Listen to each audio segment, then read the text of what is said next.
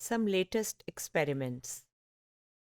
We have already talked about famous early experiments and then how these experimental approaches are being used in Pakistan. We have talked about contemporary experiments. So, continuing that, I'm going to talk about a latest experiment, just taking as an example how complex experimental psychology research is becoming increasingly. हम उसमें अब इस तरह की investigation आ रही है which is greatly controlled by the equipment, and also the results are generated through the equipment like computer results. This is a display. This is a display, as you can see, of the brain, and the areas and the colors that you see in the brain, which are blue, yellow, or red highlighted, actually show in what part of the brain a certain stimulus was evoking a response. हम जो भी कुछ देखते हैं, सुनते हैं या हमारे सामने आता है, उसकी जो इन्फॉर्मेशन आँखों से ब्रेन में जाती है, उससे हमारे अंदर जो रिएक्शन होता है वो ब्रेन के लेवल पे या तो इलेक्ट्रिकल सिग्नल से या ब्लड फ्लो से हो रहा होता है.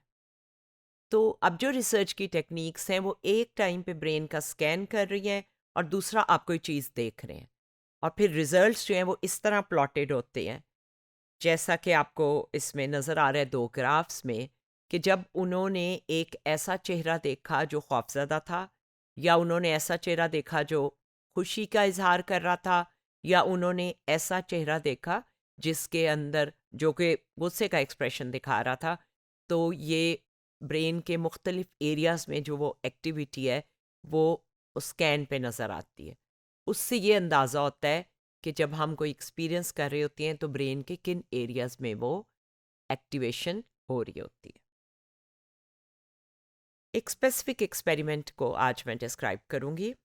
Attention to emotions. जितना काम आज तक इमोशंस पे हुआ है वो आम तौर पे फेशियल एक्सप्रेशन दिखा के किया जाता है. सबसे ऊपर जो लेफ्ट पे फेस है वो फियरफुल है, यानी खौफजदा है. उसके बाद गुस्से वाला फेस है, फिर सैड है, डिसगस्ट है, और हैप्पी है, और सरप्राइज्ड है. ये सारे हमारे चेहरे के एक्सप्रेशन होते हैं.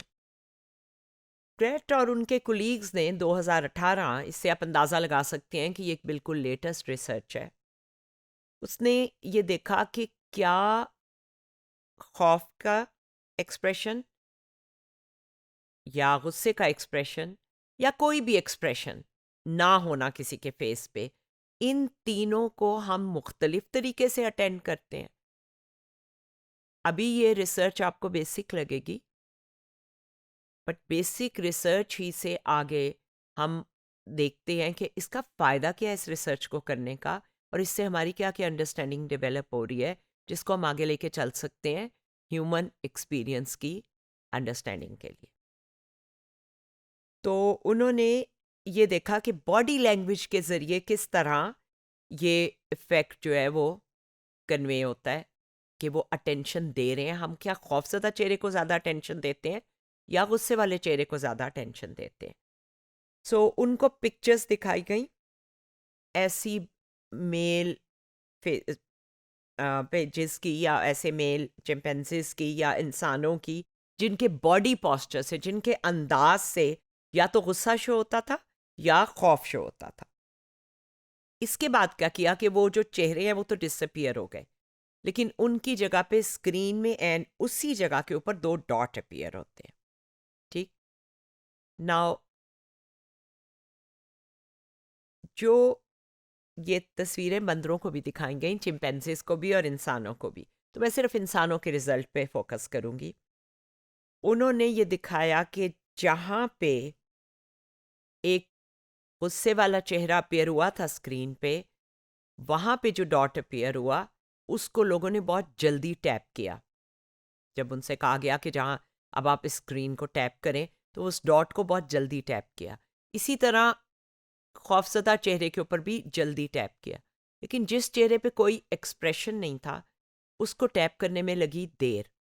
इससे ये कंक्लूजन निकाला गया कि जब हम न्यूट्रल एक्सप्रेशन वाली चीज़ें देखते हैं किसी के फेस पे या उसके पोस्चर में, ऐसे इमोशंस देखते हैं जो गुस्से के हैं या खौफ के हैं, तो उसकी तरफ हमारी अटेंशन ज़्यादा जाती है।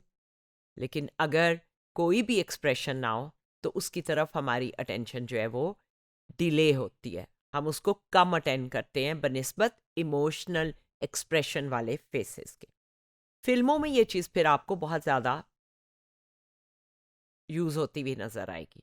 अब एक बेसिक रिसर्च आपको बता रही है कि हमारी तवज्जो जो है वो कुछ बायस्ड है, हमारी तवज्जो जो है वो सिलेक्टिव है, हमारी तवज्जो जो है वो कुछ चीज़ों की तरफ ज़्यादा होती है और कुछ की तरफ कम होती है।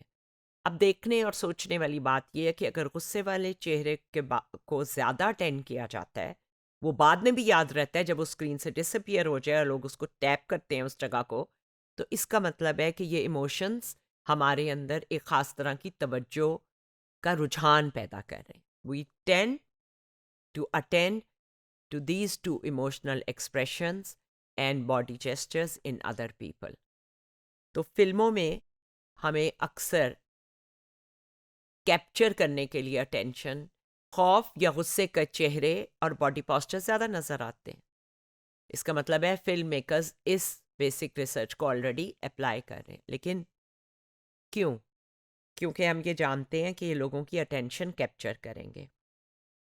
उसके बाद इन्होंने यही चीज़ दोबारा भी की और देखा कि लोगों का मूड कैसा रहता है ये वाले चेहरे देखने के बाद। तो ये पता चला कि जिन्होंने एंग्री फेस देखे थे या फियरफुल, उनका बाद में नेगेटिव मूड हुआ लेकिन ज़्यादा देर तक नहीं रहा। तो इसी रिसर्च को वो लेके फिर आगे चलते हैं। हमारा एंग्शियस मूड होता है जब हम गुस्से या खौफ से गुजरते हैं, लेकिन ये उनके लिए ज़्यादा था जिन्होंने ये वाली चीज़ें देखी थी, और जिन्होंने नहीं देखी थी उनके ऊपर ये असर मौजूद नहीं था, लेकिन जिन पे था भी वो भी जल्दी ख़त्म हो गया। सो हमारा जो अटेंशन का बायस है वो थ्रेटनिंग चीज़ों की तरफ, वो इसलिए होता है कि हम पहले थ्रेटनिंग चीज़ें देख चुके होते हैं और वो बाद में भी हमारे मूड को अफेक्ट करती हैं, लेकिन ये एक्सपीरियंस ज़्यादा देर तक नहीं रहता।